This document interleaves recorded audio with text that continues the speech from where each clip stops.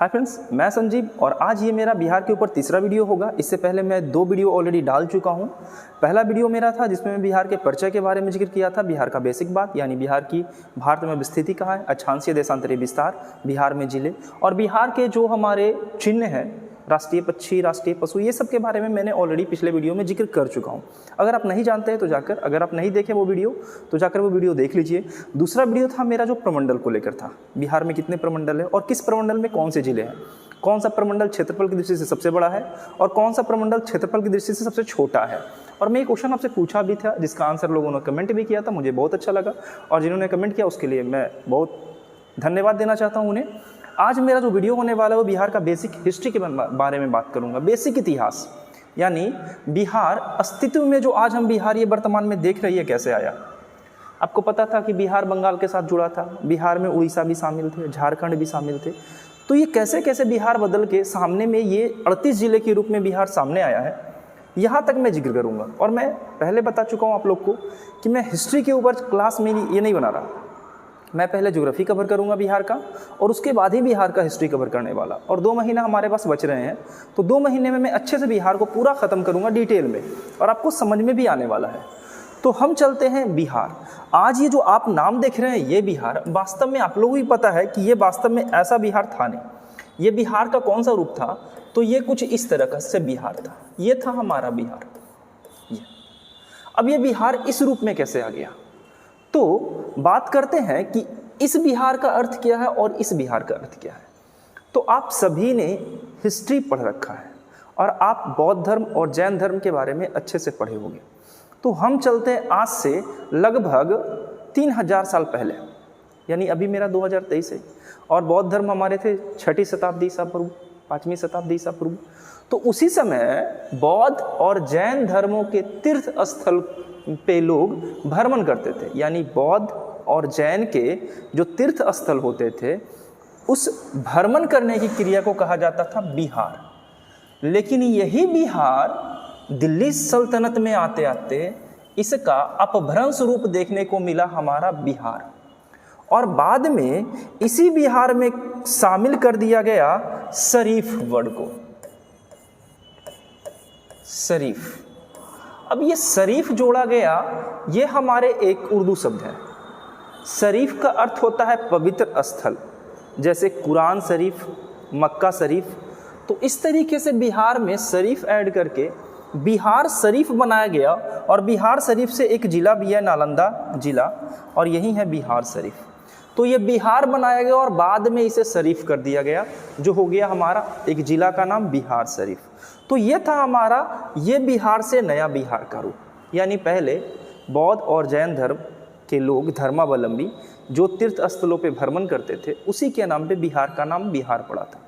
परंतु बाद में मध्यकालीन भारत में बिहार का नाम परिवर्तित करके बिहार कर दिया गया, जो एक बिगड़ा हुआ रूप है, और आगे चल के दिल्ली सल्तनत के समय में ही इसमें शामिल कर दिया गया शरीफ।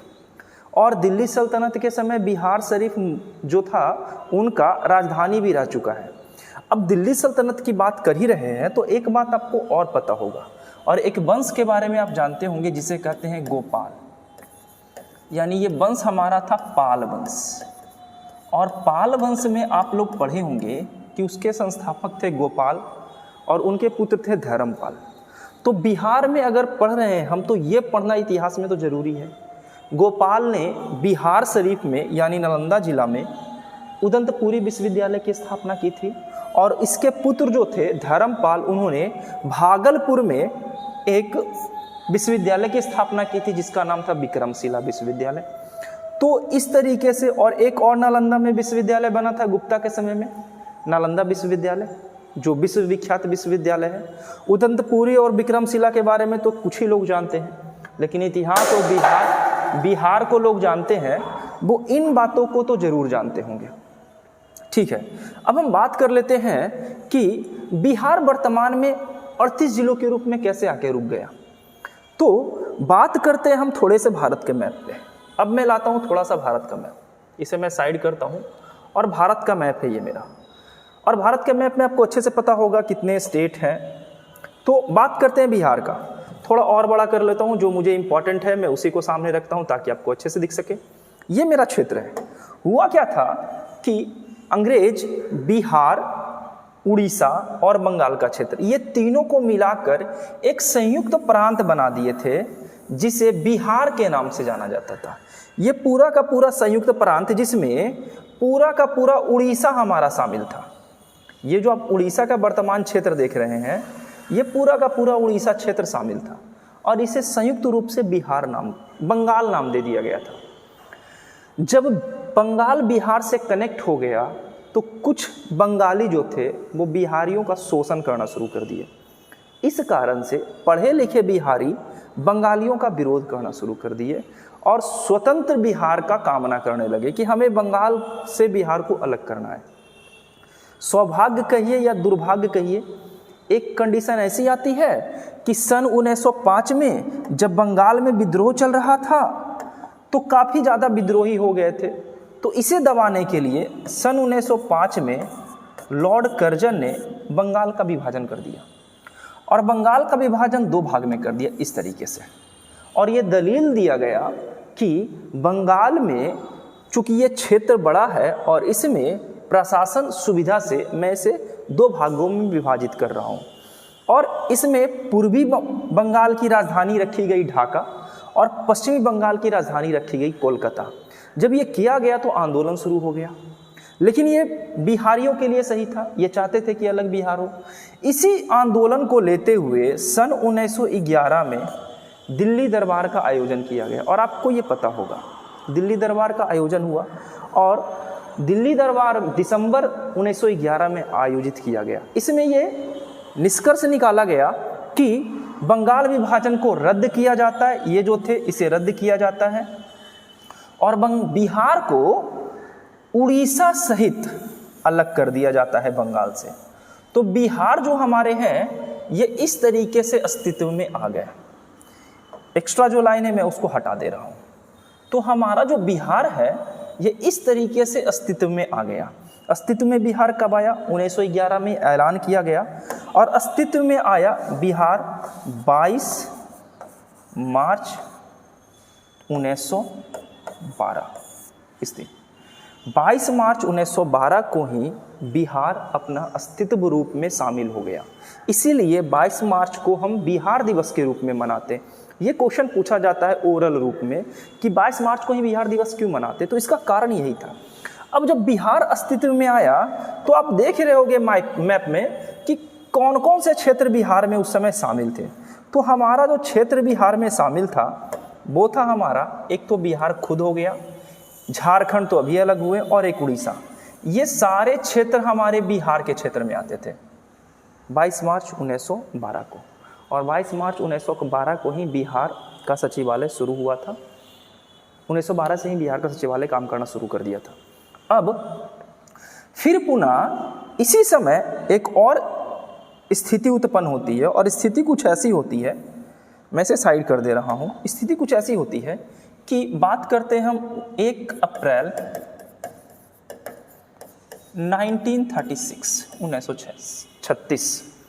ये समय आप जानते होंगे 1 अप्रैल को उत्कल दिवस या उड़ीसा दिवस के रूप में मनाते हैं। 1 अप्रैल 1936 को बिहार को फिर से तोड़ दिया गया और 2 भागों में बांट दिया गया। यानी एक क्षेत्र हो गए उड़ीसा का और दूसरा क्षेत्र हो गया बिहार का। अभी भी बिहार में झारखंड शामिल है। तो पहले बिहार को बंगाल से अलग कर दिया गया, दूसरे बार बिहार को उड़ीसा से अलग कर दिया गया 1936 में। अब आते हैं 15 नवंबर, और ये वो दिन है जब झारखंड भी कहेगा भैया हमको भी बिहार से अलग होना है, और झारखंड भी बिहार का 46% हिस्सा लेकर बिहार से अलग हो जाता है। अब वास्तव में 12 नवंबर 2000 से हमारा जो वर्तमान का बिहार है वो अस्तित्व में हमको देखने को मिलता है।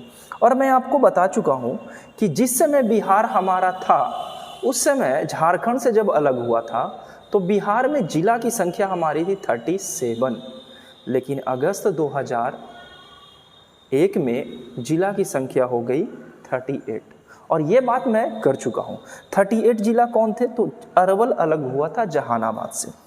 तो वर्तमान में बिहार कुछ इस तरीके से अस्तित्व में आया था। बिहार का इतिहास और वर्तमान में बिहार किस तरीके से हमारे सामने अभी मौजूद है। अब बेसिक बातें चलते हैं कि बिहार के सचिवालय, बिहार का स्कूल्स, तो देखते हैं थोड़े से और मैं कंटेंट मेरे पास है। अब मैं स्टेप बाय स्टेप मैं जिक्र करने वाला हूँ। मैं बिहार का इतिहास के बारे में ऑलरेडी जिक्र कर चुका हूँ, जिसके बारे में आपको मैं एक्सप्लेन कर दिया। अब यहीं पे इसके बारे में बताया गया है। अब मैं ये मैप हटा दे रहा हूँ और अब मैं इसके ऊपर जिक्र करूँगा। थोड़े से मैं आपको बोला था PDF दूंगा, हाँ मैं बोला था और मैं दूंगा भी, ऐसा नहीं कि नहीं मैं दूंगा, तो ऐसा नहीं है, ठीक है। अब मैं चलता हूँ, देख लेता हूँ कि बिहार में क्या क्या बातें हुई थी। मैं अभी आपको बताया था कि बिहार जो है, अगर देखें नामाकरण तो यहाँ पे साफ साफ लिखा हुआ है कि बौद्ध काल में मगध के क्षेत्र में पवित्र बौद्ध स्थल, मठ, शिक्षण केंद्रों आदि के लिए प्रसिद्ध था। पवित्र बौद्ध स्थल दर्शन यात्रा या तीर्थ यात्रा को बिहार कहते थे। ये सबसे इंपॉर्टेंट है, ये बिहार कहते थे, ये नहीं कहा जाता था। आज जहां बिहार शरीफ है वहां 8वीं शताब्दी में पाल वंशीय सम्राट गोपाल का शासन था। और मैं आपको अभी बता दिया था कि गोपाल का शासन था और गोपाल ने क्या किया था, बिहार में एक विश्वविद्यालय की स्थापना की थी बिहार शरीफ में, नालंदा जिला, जिसे उस उदंतपुरी विश्वविद्यालय के नाम से जानते हैं। और गोपाल के जो पुत्र थे, उदंतपुरी विश्वविद्यालय यहाँ पे आपको दिख भी रहा है, और उनके जो पुत्र थे धर्मपाल, उन्होंने क्या किया था कि विक्रमशिला विश्वविद्यालय की स्थापना की थी। तो ये बात तो हो गई, मैं ऑलरेडी इस बात का जिक्र कर चुका हूँ। अब आते हैं कि बिहार और किस तरीके से अपना अपना आगे बढ़ा, तो देख लेते हैं स्टेप बाय स्टेप। मैं इसे बड़ा ही कर रहा हूँ ताकि आपको अच्छे से दिख सके। कुछ लोग कंप्लेन करते हैं कि लिखा हुआ चीज़ अच्छे से दिखता नहीं है, ठीक है, अभी आपको अच्छे से दिखेगा, होप सो कि दिखेगा। अब आगे चलते हैं। सल्तनत काल में जो तुर्क लोग थे, यानी सल्तनत काल में तुर्की लोग जो थे, वो क्या कहते थे, इसे अर्जे बिहार का नाम दिया था, या बिहारों की भूमि कहते, और इसमें एक अरबी शब्द जोड़ा था। ये अरबी शब्द जिसे कहते थे शरीफ, जोड़ दिया गया था। शरीफ का अर्थ होता है प्रतिष्ठित या पवित्र। पवित्र कहते हैं जैसे पाकिस्तान, तो पाक मतलब होता है पवित्र, या पाक स्टेट, कुरान शरीफ या मक्का शरीफ एग्जाम्पल में। इससे कोई फर्क नहीं पड़ता कि बिहार के पीछे शब्द क्या जुड़ा है, फर्क इससे पड़ता है कि उसका अर्थ क्या है। अगर अर्थ सही है तो शब्द कुछ भी हो अच्छा लगता है। धर्म से कोई मतलब नहीं है। धर्म के नाम पे अगर आप चाहते हो कि हम स्टडी करके आगे बढ़िए, होने से रहा, ठीक है। धर्म, जाति, आर्टिकल 19, 17, 14, इसका थोड़ा फंडामेंटल राइट का थोड़ा ख्याल रखना। अब हम आगे चलते हैं। आधुनिक बिहार के मैं बारे में बताया था, यहाँ पे देख लेते हैं आधुनिक बिहार के बारे में, कैसे कैसे मेरा बिहार आया। तो हम बात करते हैं मुगलों की शासन व्यवस्था। जब अंग्रेज की ईस्ट इंडिया के हाथों में चली गई थी, तब कंपनी सरकार ने अपनी पकड़ मजबूत करने के लिए बिहार, बंगाल और उड़ीसा को मिलाकर एक संयुक्त प्रांत का गठन कर दिया था, जैसे कि मैंने आपको अभी कुछ देर पहले बताया था। कलकत्ता को देश की राजधानी बनाया। आपको सबको पता है कि जब दिल्ली दरबार का आयोजन हुआ था, उसी समय देश की राजधानी कलकत्ता से बदलकर दिल्ली कर दी गई थी। तो आई होप आप सब जानते होंगे कि दिल्ली से पहले भारत की राजधानी कलकत्ता थी। तो इस समय राजधानी बनाया गया कलकत्ता को। इससे बिहार में बंगालियों का वर्चस्व स्थापित हो गया था। बंगाली दमनकारी नीति अपनाने लगे, ठीक है। और यही तो हम लोगों में प्रॉब्लम था ना, कि लोग आपस में ही लड़ रहे थे। आज भी वही है, पड़ोसी आपस में लड़ रहे हैं, चाहे वो झाड़ू देने के मामले में हो कि भाषा तुम मेरे गेट पे काहे रख दिया, या कोई छोटी छोटी बातें जो भी हो सके। तो बंगाली का वर्चस्व बिहार में बढ़ गया था। ये बिहारी के प्रति भेदभाव करने लगे थे, जितने भी बिहारी थे उनके प्रति भेदभाव बरतने थे। अब जिससे शिक्षित जो वर्ग के बिहारी थे, उन्होंने अपना प्रतिक्रिया देना शुरू कर दिया और बिहार को बंगाल से अलग करने का संबंधित आंदोलन शुरू हो गया। अब एक आंदोलन तो चल रहा है कि देश को आज़ाद करना है इस समय, और एक आंदोलन बिहारी लोग चला रहे हैं कि बंगाली हम पे अभद्र व्यवहार कर रहे हैं, इससे हमें बंगाल से अलग होना है। अब अलग होना है, और दूसरी ओर क्रांतिकारी गतिविधि चल रही थी। यहाँ पे दूसरी ओर क्या हो रही थी, बंगाल में क्या चल रहा था, क्रांतिकारी गतिविधियाँ चल रही थी। और स्वदेशी आंदोलन कमजोर करने के लिए बंगाल का विभाजन किया गया। अब किया गया था 1905 में बंगाल का विभाजन, जिसे बंग भंग के नाम से जानते हैं। और आपको सबको पता है कि ये बंग भंग से नाम से जाना जाता है, ठीक है। आगे चलते हैं। इसी प्रतिक्रिया के रूप में पुनः आंदोलन प्रभावित होकर 12 दिसंबर 1911 को इंग्लैंड के साम्राज्य जॉर्ज पंचम, ये बात पूछी गई है कि दिल्ली दरबार का जब आयोजन हुआ था उस समय इंग्लैंड के कौन से नंबर के राजा थे? जॉर्ज पंचम थे। शाही दरबार में बंगाल के विभाजन को रद्द करने और उड़ीसा सहित बिहार प्रांत बनाने की घोषणा कर दी गई। यानी 12 दिसंबर 1911 को जॉर्ज पंचम के लिए दिल्ली दरबार का आयोजन किया गया और उन्होंने उस समय ये ऐलान कर दिया कि बिहार को बंगाल से अलग कर दिया जाए। और इसलिए नहीं कि बिहारी ऐसा चाह रहे थे, ये इसलिए ऐसा हुआ था ताकि क्रांतिकारी गतिविधियों को कम किया जा सके। और बंगाल को दो भागों में तोड़ा गया, पूर्वी बंगाल और पश्चिमी बंगाल। और उस समय बांग्लादेश ऐसा कुछ नहीं था, उसमें असम भी शामिल थे। तो पूर्वी बंगाल की राजधानी जैसा कि मैं बताया ढाका और पश्चिमी बंगाल की राजधानी बनाई गई कोलकाता को। और नाम दिया गया कि क्षेत्र बड़ा होने के कारण कठिनाइयाँ हो रही है शासन करने में। अब आते हैं स्थापना दिवस 22 मार्च, इसका क्या फंडा है? तो 22 मार्च 1912 को उड़ीसा सहित प्रांत गठित करने संबंधित घोषणा की गई और इसीलिए 22 मार्च को बिहार का स्थापना दिवस मनाया जाता है। तो अगर आपसे कभी कोई पूछ दे कि बिहार दिवस 22 मार्च को ही क्यों मनाया जाता है, तो इस वीडियो के बाद आपके पास आंसर होना चाहिए। और कुछ लोग तो ये भी नहीं जानते बिहार दिवस कब मनाया जाता है। 22 मार्च को मनाया जाता है और अभी 101वां बिहार दिवस मनाया गया था 2023 में। ठीक है, अच्छा 2023 में 111वां हो जाएगा ना, 111वां हो जाएगा। ठीक है, अब संयुक्त प्रांत से बंगाल को, अब यहाँ पे देखिएगा बंगाल बिहार से उड़ीसा सहित अलग हो गया। और मैं आपको बताया था कि अभी क्या होगा, बंगाल को अलग किया जाएगा बिहार से और बिहार के साथ उड़ीसा जुड़े हुए होंगे। ठीक है, और आगे आने वाले समय में क्या होगा कि अब उड़ीसा को भी अलग करने की बात कही जाएगी। और जैसा कि मैं आपको बार बार बता रहा हूं, अब बात आएगा कि उड़ीसा को अलग करो भाई, और उड़ीसा को अलग करके क्या करो, एक नया क्षेत्र का गठन करो। ठीक है, अब बात करते हैं कि सरकार का सचिवालय जो है 1 अप्रैल 1912 से कार्य करना शुरू कर दिया था। मैंने आपको बताया था बिहार का सचिवालय काम करना शुरू कर देगा अप्रैल से, 1 अप्रैल। और 1 अप्रैल से आप एक बात और याद रखिएगा, जो आगे आप देख रहे होंगे मैप में, 1 अप्रैल 1936, ये मैं आपको बता चुका हूँ।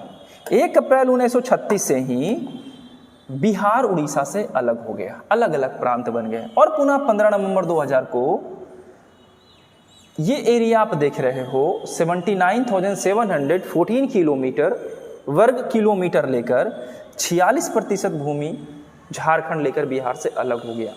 और जो अभी का बिहार का वर्तमान स्वरूप जो आप देख रहे हो, वास्तव में वो स्वरूप है वर्तमान का बिहार का, जिसमें हमारे 38 जिले ये शामिल है। तो ये जो हमारा वर्तमान बिहार है, ये इतनी सारी विपत्तियों का सामना करते हुए अभी ये अस्तित्व में आ गया है। और अभी भी हम बिहार को उत्तरी बिहार और दक्षिणी बिहार के नाम से बांट के रखे हैं। और ये किस कारण बांट के रखे हैं? तो इसका कारण ये है कि यहाँ से बिहार के चौसा नामक स्थान से एक नदी गुजरती है जिसे गंगा नदी कहते हैं, और ये इस तरीके से प्रवाहित होते हुए 12 जिलों से होकर गुजरती है।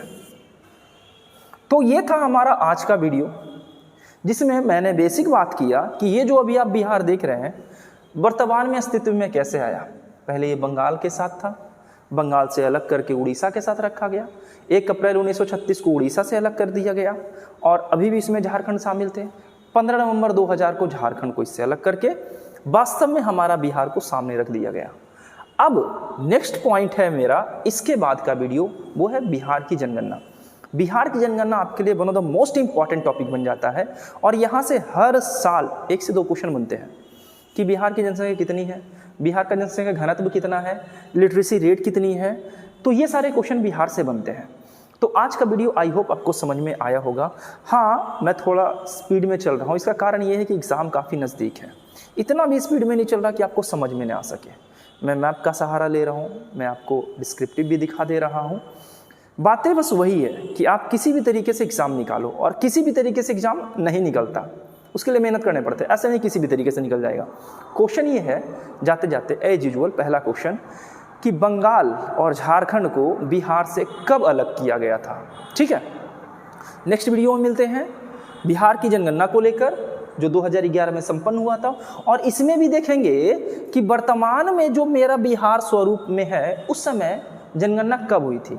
तो 2000 में तो मेरा झारखंड अलग हुआ है, तो वर्तमान बिहार की जनगणना 2001 ही में ना संपन्न होगी। तो ये सारी बातें हम करेंगे कल। आप तैयारी जारी रखना, अपना सेट लगाते रहना।